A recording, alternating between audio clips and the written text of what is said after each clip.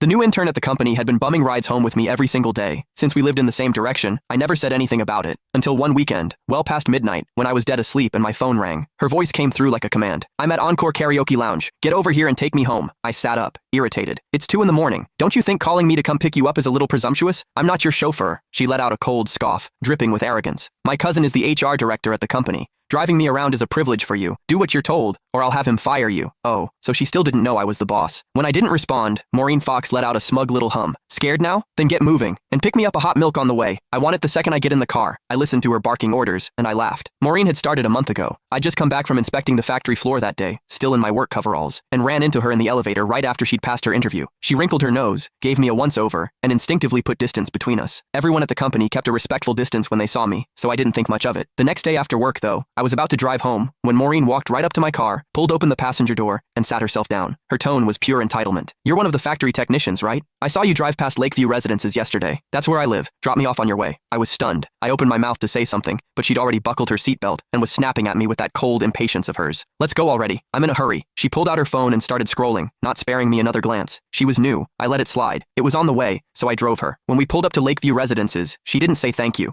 She just shoved the door shut and walked off without looking back. I thought that would be the end of it. It wasn't. From that day on, Maureen showed up in my passenger seat after work like clockwork. Never asked, never waited for an invitation. Before I could even object, she started making demands. "From now on, stop by my building in the mornings when you're heading in. Pick me up on the way. I hate the smell of smoke. I know it's your car, but no more smoking in it. I got down here 3 minutes before you today. Be faster next time. Don't make me wait. These seats are too hard. Bring a cushion for me tomorrow. Something soft. I don't like the color of this car. When you get a chance, wrap it in pink." Now I knew. Her cousin was the HR director. "Hello? Why aren't you saying anything? Are you on your way or not?" Maureen's impatient voice crackled through the phone again. I yawned. "No, I'm going back to sleep. Call yourself a cab." I hung up. Before I could even set the phone down, it rang again. Maureen again. "Are you out of your mind? You actually hung up on me? Do you have any idea that my cousin is sitting right next to me?" I replied lazily. "Oh, and?"